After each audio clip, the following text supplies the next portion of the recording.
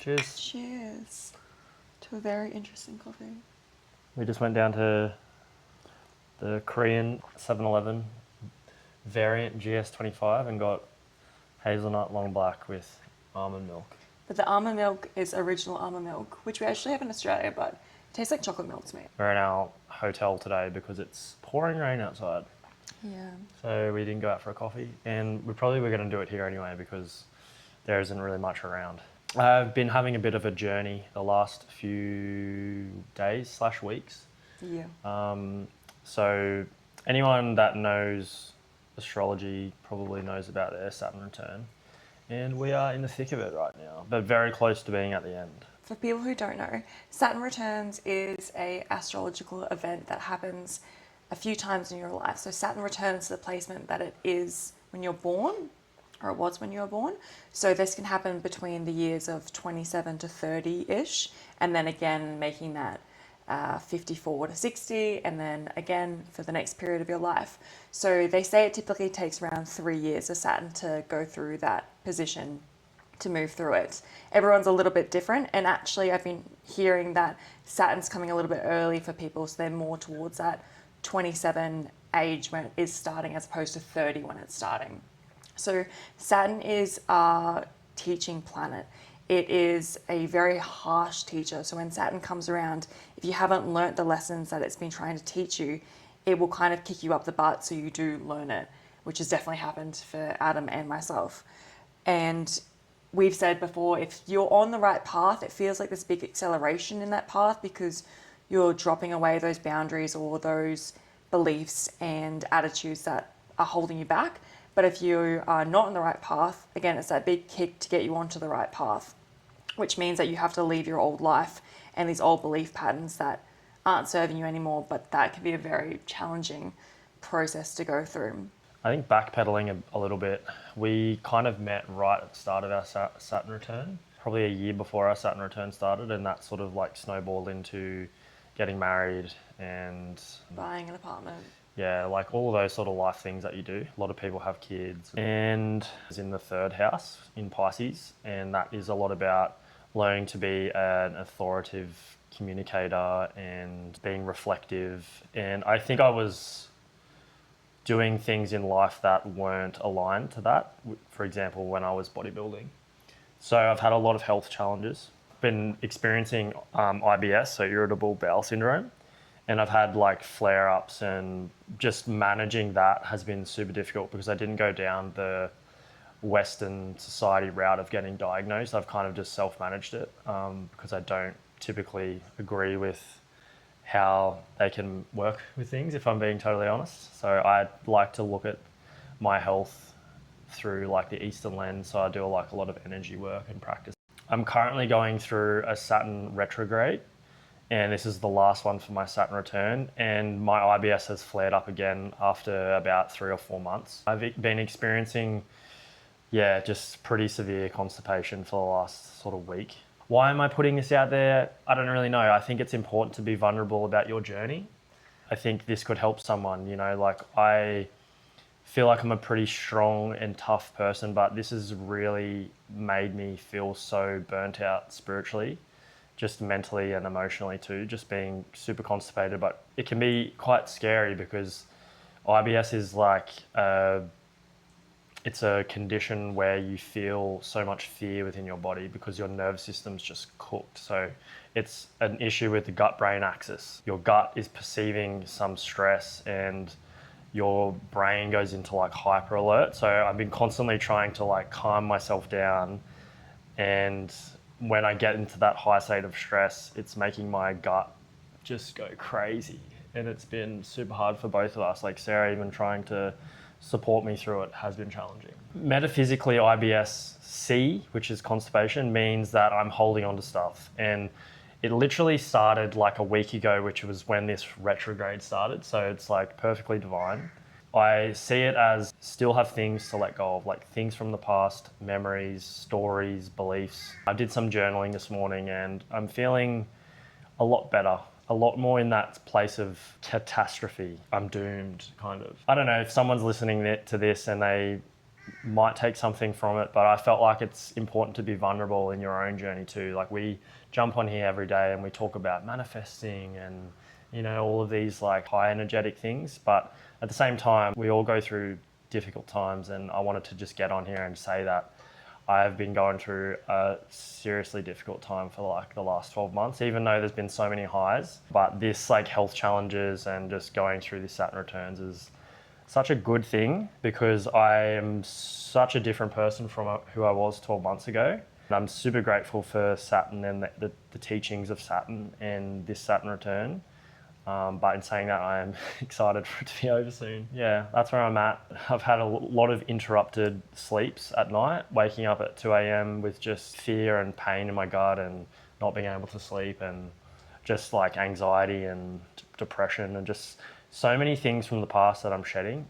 And I say this too because I'm a man, and I think it's important for a man to speak, and it's okay to be in touch with your feminine and to be vulnerable and talk about your feelings. Yeah, I don't know, I hope this helps someone out there. How's your Saturn return and how are you feeling in life right now?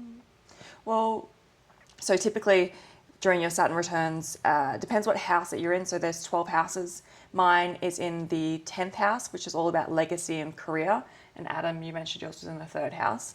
For me, that is really shining a light on where my career and my legacy is going in my life. So, for example, I was on the trajectory of bodybuilding, and that was what I thought would be a legacy at the time, was going down that path and becoming very successful in that path was the dream. That quickly shifted away from that into what we're doing now, where we're traveling and becoming really more spiritual and expressing that.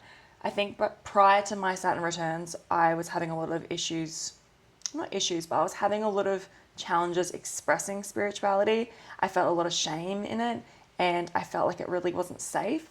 But over the last 3 years, it's expanded so much now that we're even doing YouTube videos talking about spirituality. I think I'm just learning or leaning more into what is the legacy that we are trying to create, but not just for myself. I want to make a bigger impact on community and society, and I feel very grateful that I'm in a position where that is possible for me due to I've had a lot of education through my life. I've been very determined in that field to be educated, and now I just want to give back. So I don't think the legacy was what I thought it was initially, which was this professional world champion bodybuilder, you know, big spotlight on just the gym life. I think it's expanded so much now where I'm not focusing on the gym or physical body at all, really. And it's gone beyond that. I want to work more with helping people in a spiritual way. So the legacy that I thought at the start of my Saturn returns has shifted a lot. Something with Saturn returns that's quite striking to me when I learned about it, I learned this through my kinesiology college. So I studied a diploma of kinesiology, which is energy medicine. And at the first return of your Saturn at 27 to 30 years old, the soul will kind of show you what you should be doing in this lifetime, is one theory. And like we mentioned, that path will come clearer to you either quite harshly or with more flow if you're already on that path. Then your second Saturn returns around the age of 60. If you haven't learnt the lesson from the first Saturn return where the soul was giving you the clues of what you should be doing in this lifetime, it's said that the soul will abort around the age of 60 years old, which is often when you'll see a lot of illnesses and diseases or a lot of midlife crisis happening around that age, because the soul was telling you for the last 30 years, hey, this is what you're here to do. You are meant to be on this path, but our ego can hold us in these patterns or this physical world that we don't actually lean into that life path that's been given to us. So if you are around the age of 30 years old, really start to listen to what's happening for you in terms of what feels good. Maybe there's a lot of science coming through. Maybe someone suggested a book or there's something on the radio that you've heard and it's sparked a lot of curiosity, or it just feels really good to do. Because I think we're leaning away from this mainstream society where you must have the job that everyone says, you must listen to your parents, you must listen to your society.